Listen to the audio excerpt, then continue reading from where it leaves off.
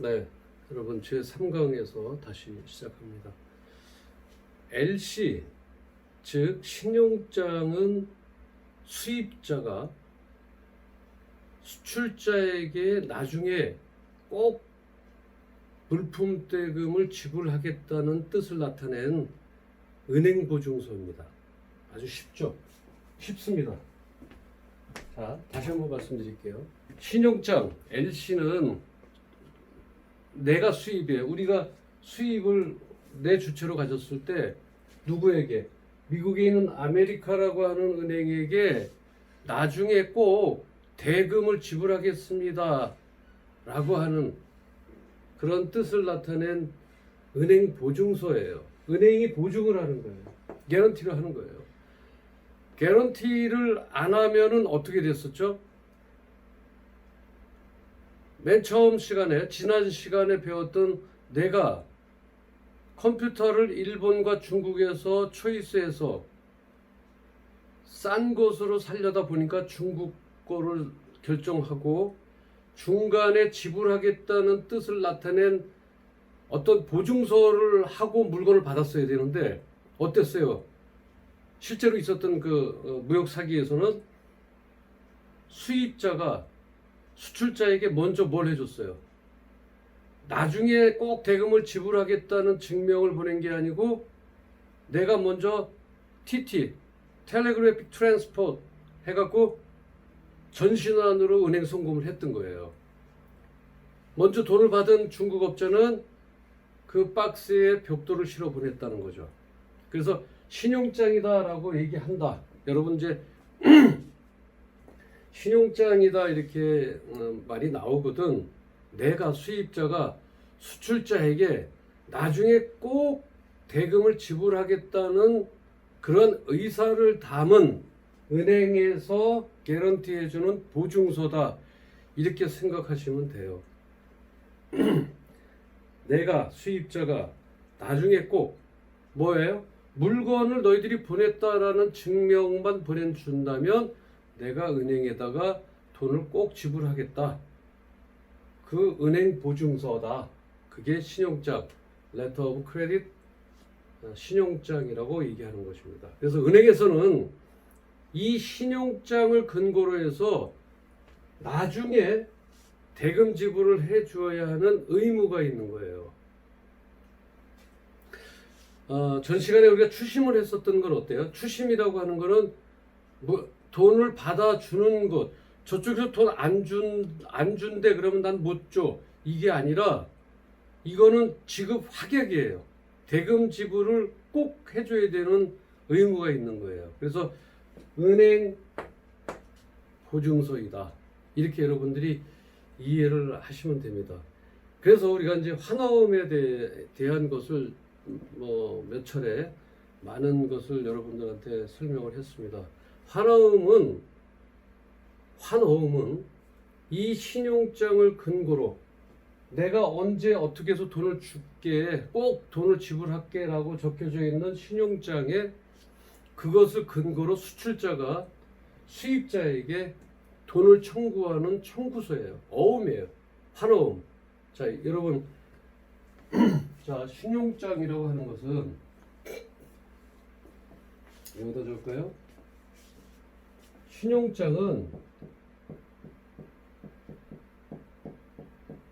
신용장이라고 하는 것은 수출자에게 나중에 꼭 대금을 지불하겠다라고 하는 은행 보증서예요.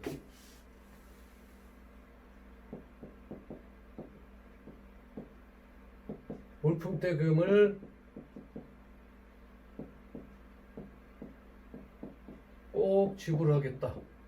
꼭 지불하겠다는 은행 보증서예요.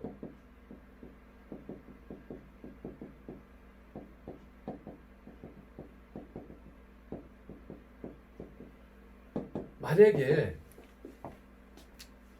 여러분들에게 신용장이 뭐냐라고 물어본다면 이렇게 답변하시면 딱 맞아요. 나중에 대금을, 물품 대금을 꼭 지불하겠다라고 하는 내용을 담은 은행 보증서다. 내 뜻만 있으면은 신용장이 아닙니다. 내 뜻만 있으면 수출자도 그 사람들에게 먼저 물건을 보내지 않습니다. 뭐가 있기 때문에 은행 보증서다. 그래서 신용장에는 양측의 개설은행과 매입은행이 꼭 껴야 됩니다. 이 은행이 없으면 안 됩니다. 자, 그렇다면은 여러분, 만약에 여러분들이 이런 거는 어떨까요?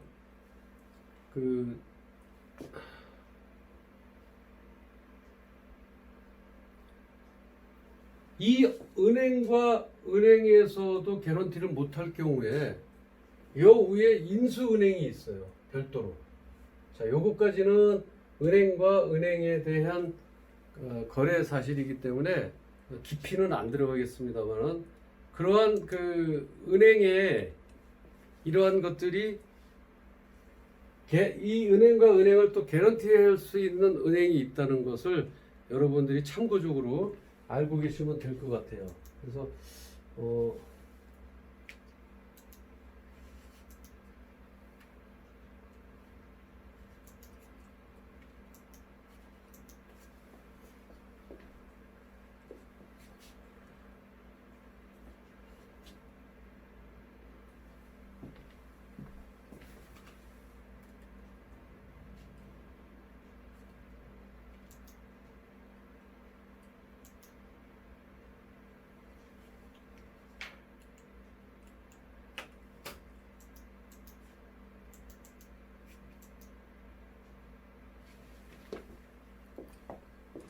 네.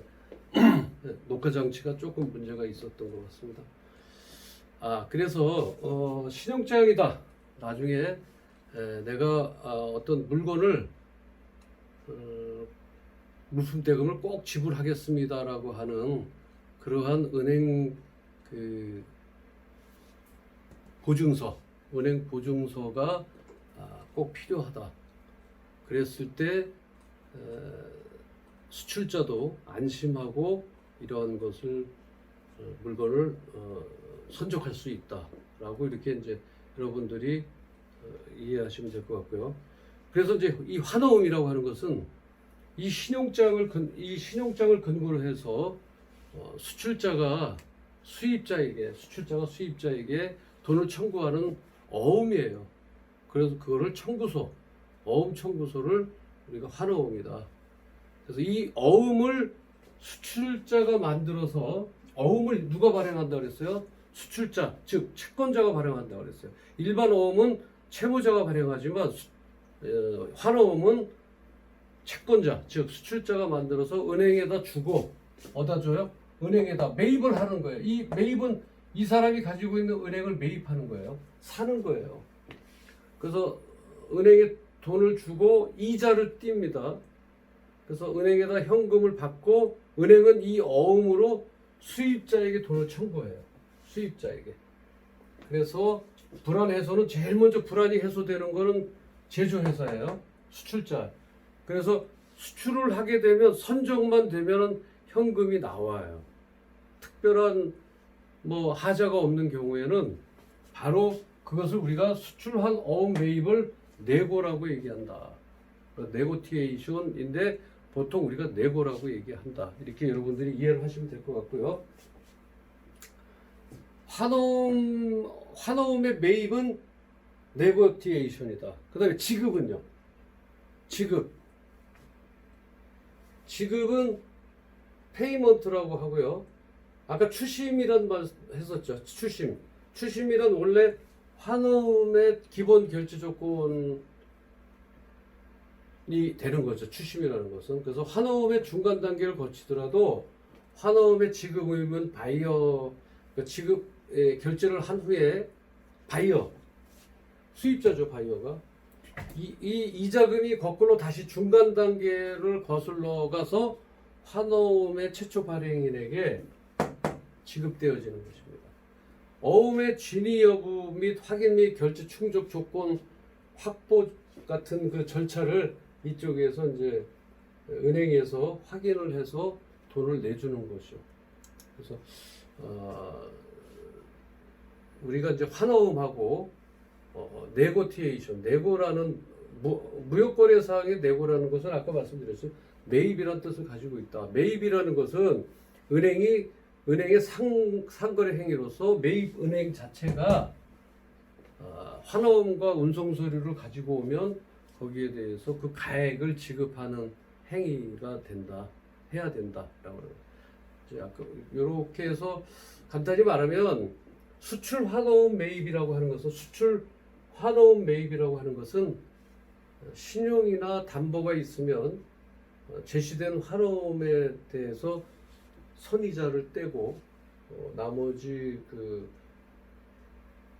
금액에 대해서 자금을 내어주는 것을 말한다. 그래서 내고는 수출한 내고요. 내고는 여기 있네요. 내고는 이렇게 수출 환원 매입이다. 이거를 여러분이 염두에 두시고요.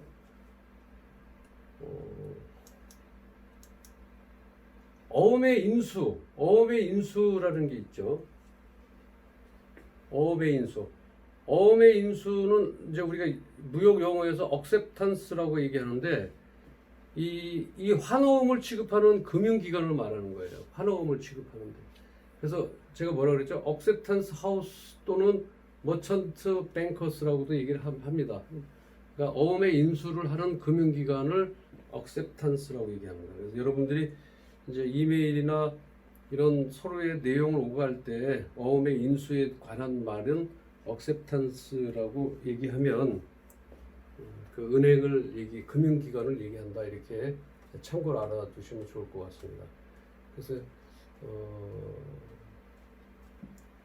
수입자의 의뢰로 수수료를 받고 자기가 그 어음 발행을 허용한 일종의 신용장을 우리가 스스로 발행해서 은행의 신용장은 아니지만 이와 같이 동일하게 취급되는 것이 있습니다. 그래서 그거를 우리가 어음의 인수로 하는 결정기관이다, 이렇게 여러분들이 알고 계시면 될 것 같아요.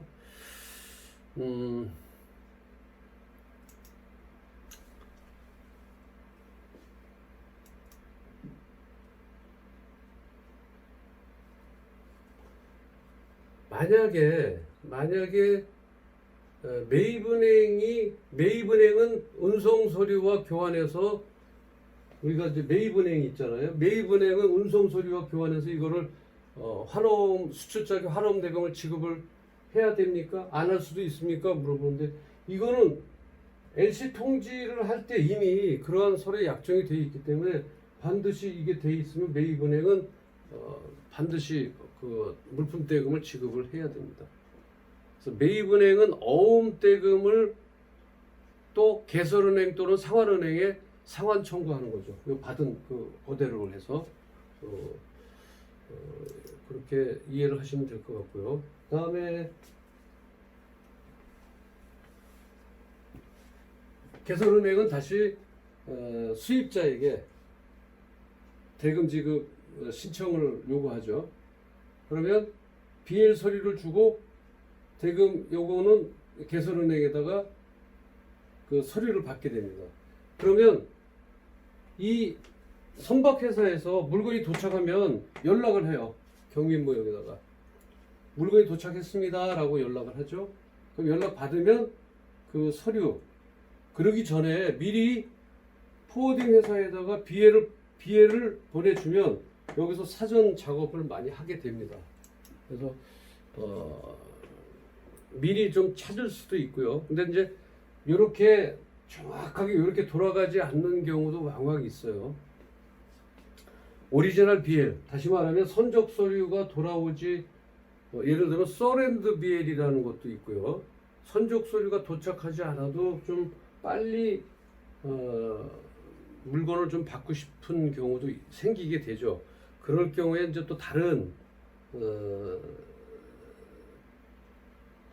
이제 그 서류 방식이 있습니다. 여기 똑같이 이렇게 돌아가는 것만은 아닌데 뭐든지 이제 살다 보면은 그 조금 예외적인 일들이 많이 생기죠. 그래서 그런 문제에 대해서는 그때 가서 또 제가 설명을 드리도록 하겠습니다. 여하튼 수입상에 대해서는 물품의 소유권을 나타내는 거예요. 뭐가요? 선적 서류가요. 그래서 선적 서류가 없으면 물건은 못 찾을 수가 없습니다. 왜냐하면 여기서 선적 서류를 제공하지 않으면 절대 물건을 내주지 않기 때문에요. 그래서 어떤 소유권을 나타내는 선적 서류와 그 바꿔주는 것, 상환으로서 수입 대금을 지급하도록 약정돼 있죠. 그래서 비닐 서류를 안 주면 대급 지급을 안 해도 되죠. 그러니까 모두가 이제 수출입업자가 서로 안심하고 무역 거래를 행할 수 있는 게 이 선적 서류, 이 선적 서류가 제일 귀중하게 되는 거죠. 여기서 선적 서류를 줬기 때문에 이쪽으로 가고요. 이게 전부 오리지널입니다. 오리지널 선적 서류가 있고 여기서 선적 서류를 주문해서 여기서는 해운 회사에서는 선적 서류 없이는 또는 없이는 물건을 찾을 수 없게 되어 있습니다. 그래서 이러한 기능을 수행하는 것이 바로 신용장이다. 신용장 개설은행의 이 개설은행의 수출자에 대한 조건부 지급 확약서, 그죠? 조건부 지급 확약서 이게 제가 지웠나요? 조건부 지급 확약서다.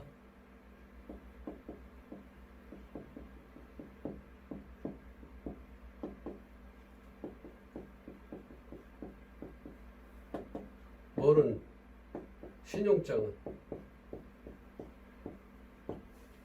신용장은 조건부 지급 확약서인데 신용장 개설은행의 수출자에 대한 조건부 지급 확약서다. 이렇게 여러분들이 이해를 하시면 될 것 같아요. 자, 뭐 장시간에 이렇게 여러분들하고 플로우 차트를 만들어 왔습니다. 이 플로우 차트는요 또 쓰여집니다. 꼭 여러분들이 신용장만 가지고 물건을 수입하는 게 아니라 무신용장, 신용장 없이도 물건을 들어올 수가 있어요. 누구에 의해서? 수출상과 수입상에 서로 개런티가 되고 서로의 크레딧이 보장이 된다면 신용장 없이도 무신용장 거래를 할 수가 있어요. 그래서 무신용장 거래에 대한 것은 다음 시간에 배우겠지만 신용장에 대해서 우리가 조금만 더 저희가 공부를 좀 더 하고 무신용장에 대한 거래 방식은 어떤 것이 있는지 또 어떤 경로를 통해서 하는 것인지에 대한 그 흐름도를 다시 한번 공부하는 걸로 하고요. 신용장에 대해서 자 지금까지 이렇게 신용장에 대해서 이해를 했고요. 그렇다면 이 신용장이 어떠한 것들이 있고 어떻게 이루어지는 그 이론적인 근거를 잠깐 더 공부를 하도록 하겠습니다. 요 칠판을 좀 정리 좀 하고 다시 돌아오도록 하겠습니다. 신용장은요 거래 당사자가 서로 멀리 떨어져 있을 경우에 뭐 가까운 곳에 있으면 물건 안 보냈다고 해서 저희가 찾아가기도 할 수도 있어요. 근데 국가와 국가 간에 너무 국경선도 멀어서 거기를 갔다 오는 시간과 또는 그 경비가 만만치 않기 때문입니다. 서로 멀리 떨어져 있을 경우 판매자 입장에서는 물건을 먼저 보내주면 돈을 못 받을까봐 늘 제가 말씀드리죠. 돈을 못 받을까봐 염려스러워요. 불안이 해소되지 못합니다. 구매자의 입장에서는 돈을 먼저 주면 물건을 또 못 받을까봐 걱정하기 마련이죠. 이러한 문제를 해결하고자 비교적 신뢰성이 있는 은행을 통해서 거래하는 것을 신용장 방식이다 이렇게 얘기합니다. 자, 신용장 방식은 어떤 것을 해결해줘요? 첫 번째, 제조자 또는 수출국이죠. 수출자의 대금 회수에 대한 안정. 그 다음에 두 번째로요. 구매자. 다시 말해 수입자는 수출자는 돈을 먼저 주면 물건을 못 받을까 걱정하기 마련이고 이런 문제를 해결해서 신뢰성 있는 은행을 통해서 거래하는 것이에요. 그러면 구매자도 대금 회수에 대한 안정이라 제품이 올지 안 올지 모르는 거예요. 품질이나 제품의 안정적 수급이에요.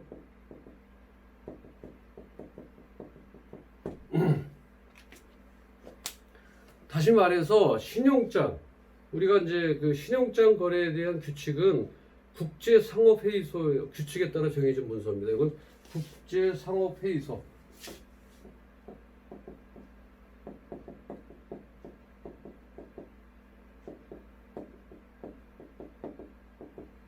국제상업회의소 규칙, 이게 글씨가 안 보이겠네요.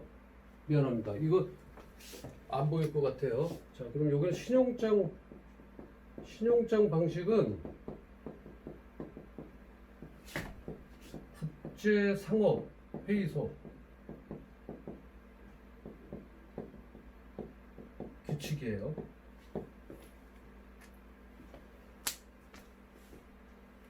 그 약속한 물품과 신용장에 지시된 서류를 보내면 구입자가 대금을 지급해 주겠다라고 표시되어 있는 문서. 신용장에 지시된 대로.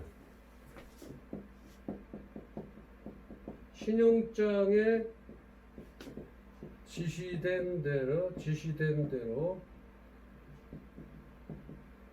뭐 신용장이 지시됐다는 건 뭐예요?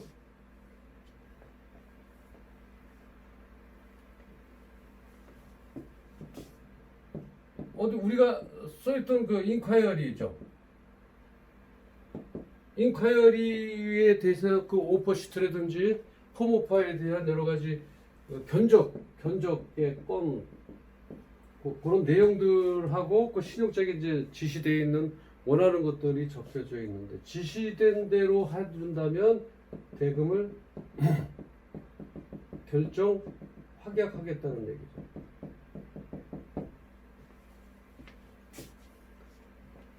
자, 즉 대금을 무역 당사자가 뭐예요? 수출입하고 그러니까 수입업자하고 수출업자. 즉 대금을 무역거래 당사자가 아닌 누가 한다 그래요? 은행이 지급 보증이에요.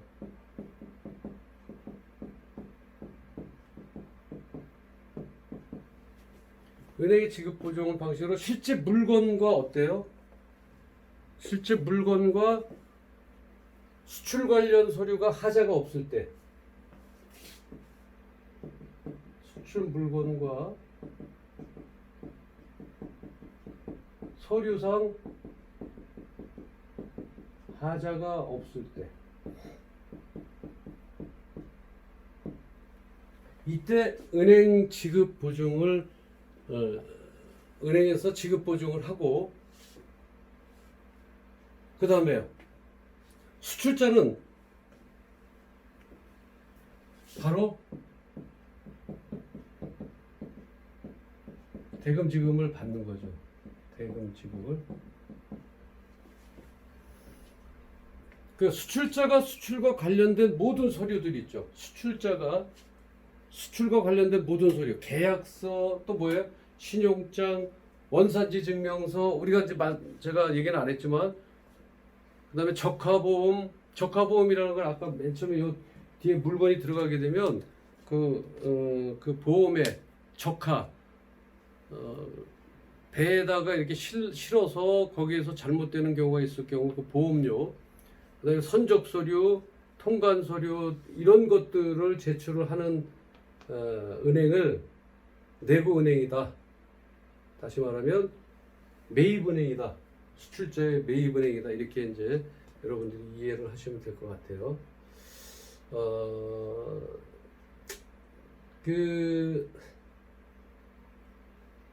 그래서 신용장의 역할을 구체적으로 우리가 한번 살펴보면요. 이런 것들은 뭐 신용장 방식에 의한 것들에 대해서 이제 얘기를 했고요. 신용장의 역할을 구체적으로 우리가 한번 살펴보겠습니다. 아까 그 흐름도를 연상하시면서 한번 해볼게요. 첫째로 수출대금의 지급에 따른 문제를 해결할 수가 있어요. 그죠? 뭐 몇 번 얘기했던 겁니다. 선적 후에 신용장에 의한 선적 서류를 매입하는 거예요. 선적 서류를 사는 거예요. 그래서 수출대금의 지급에 따른 문제를 해결할 수 있다. 첫 번째. 첫째로 수출에 따른 수출대금 지급에 따른 문제를 해결할 수 있다. 뭐 수출대금의 문제 해결 이렇게 말씀드릴 수 있어요. 신용장은 그렇다. 수출대금 문제를 해결할 수 있다. 왜냐하면 선적 후에 신용장에 의한 선적 서류를 매입하는 거기 때문에 선적한 다음이에요. 선적하기 전이 아니라 선적한 후에 매입 선적 서류 BA를 매입할 수 있기 때문에 그렇습니다. 둘째, 신용에 의한 거래도 안심할 수 있다. 둘째로 왜 안심할 수 있어요? 신용에 의한 거래 안심할 수 있다. 거래도 안심할 수 있다. 이게 무슨 내용이에요? 신용장 수취 후 만기가 신용장을 수취한 후에 만기를 회수할 수 있는 거예요. 그 대금을 회수할 수 있기 때문에 신용을 누가 개런티 해주느냐면 이제 은행에서 개런티를 해주기 때문에 그 다음에 BL 서류를 매입하면 바로 대금이 나오기 때문에 그렇습니다. 그래서 또 세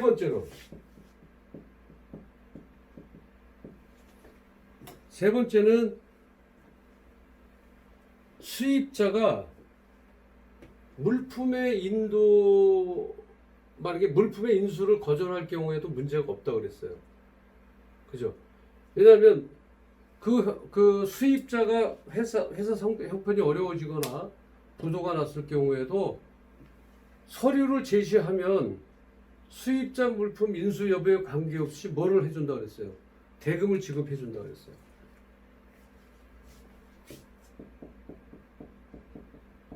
수입자가 물품을 거부하는 경우도 있어요.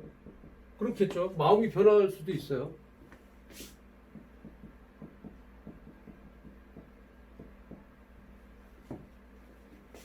물품을 그러니까 거절하는 경우도 문제가 없어요. 거부 시에도 문제가 없다. 왜 그럴까요? 반복되는 말입니다. 매입은행에서 개설은행에다가 이미 결제를 받아갔어요. 맨 마지막에 남은 거는 개설은행과 수입자의 관계인데 개설은행과 수입자의 관계에서 수입자가 부도가 나더라도 개설은행은 뭘 갖고 있어요? 부동산 담보나 디포짓한 그 금액이 있어요. 그래서 그걸로 상충하거나 또 여러 가지 물론 복잡해지죠. 은행과 수입자의 관계가 복잡해지죠. 법적인 문제까지 가야 되겠죠. 은행은 자기 잘못도 없이 수입자가 원하는 그 물건의 화주가 되는 거예요. 왜? 비일 서류를 가지고 있잖아요. 그래서 서류에 제시가 있고 제시된 서류가 일치하는 경우에는 개설은행이 지급을 보장한다는 증서예요. 그래서 만약 수입업자가 어떤 부도에 의해서 또는 경제 상황 악화로 인해서 아니면 마음의 변심이라든가 자체의 어떤 계획의 목표 설정이 잘못됐다든가 해서 BL 서류를 수입 대금을 지불하지 않는 경우는 미리 담보한 부동산을 처분할 수도 있고요. 은행에서 그 물품을 마음대로 처분할 수가 있습니다. 그래서 이런 거에 대해서 서류에 제시가 있고 제시된 서류가 일치하는 경우에만 개설은행이 지급을 보장하는 그런 게 이제 그 증서가 바로 신용장이다. 그 신용장의 필요성, 요거에 대한 필요성은 이 필요성은 첫 번째로 시간이 그래서 요거 좀 열려면 같이 연결이 돼야 되기 때문에 여러분들 그 보강 시간으로 이렇게 제 3강까지 해왔습니다. 그 정도로 지금 신용장이 약 6시간, 5시간 정도 이렇게 계속 지금 흐름도를 통해서 알고 있는데요. 이 신용장이 기본 모토가 되기 때문에 신용장을 기준으로 해서 무신용장 거래는 어떠한 루트를 또 타고 가는지 또 여러 가지 그 무신용장에 대한 종류가 많이 있습니다. 다음 시간에는 LC 그러니까 즉 신용장의 필요성 몇 가지만 더 알아보고 우리가 신용장의 기능과 또는 신용장의 이점 또는 여러 가지 그 신용장 사용의 이점을 수출자하고 수입자의 비교를 해서 교재에 나타난 표가 있습니다. 여러분 교재 117쪽을 보시면 나중에 혹시 예습이 가능하신 분들은 교재 117페이지에